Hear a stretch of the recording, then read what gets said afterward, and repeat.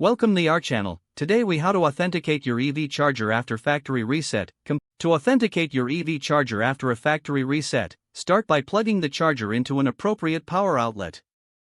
Ensure that your EV charger is connected to a stable internet connection. Locate the reset button on your charger, which is usually on the device's front or side. Press and hold the reset button until you see the LED indicator blinking, indicating the reset process is underway. Once the reset is complete, the LED should display a steady light, signaling that the charger is ready for setup. Next, grab your smartphone or tablet and download the manufacturer's app from the App Store or Google Play. Open the app and create an account or log in if you already have one. Follow the prompts to add a new device, selecting your specific charger model from the list. The app will initiate a search for nearby chargers. Once your device is detected, select it to begin the authentication process. You may be prompted to enter your Wi-Fi credentials. Ensure you input them accurately, including case sensitivity.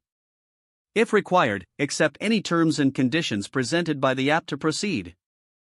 Once connected, the app may display a status screen confirming that your charger is online and authenticated. Test the connection by using the app to initiate a charging session with your electric vehicle. If the charging starts successfully, your EV charger is properly authenticated. In case of issues, revisit the Wi-Fi settings or consider performing the factory reset again if necessary.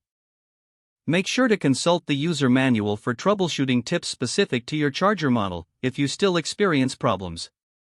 If the page does not load, refresh the browser or try again in a private or incognito window.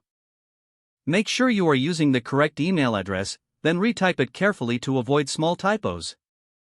If your password is not accepted, use the reset option and create a new strong password you can remember. Check your spam folder for verification or security emails, then complete any requested confirmation steps. Enable two-factor authentication if available to improve account security and reduce unauthorized access risk. After signing in, review your profile details so your contact information and settings are accurate and current. If you see an error message, note it down and try again after restarting your device and internet connection. Log out when you finish, especially on shared devices, to keep your account and payment information secure. If the page does not load, refresh the browser or try again in a private or incognito window. Make sure you are using the correct email address, then retype it carefully to avoid small typos. If your password is not accepted, use the reset option and create a new strong password you can remember.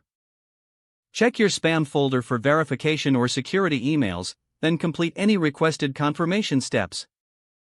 Don't forget to like this video and subscribe to our channel for more step-by-step tech guides.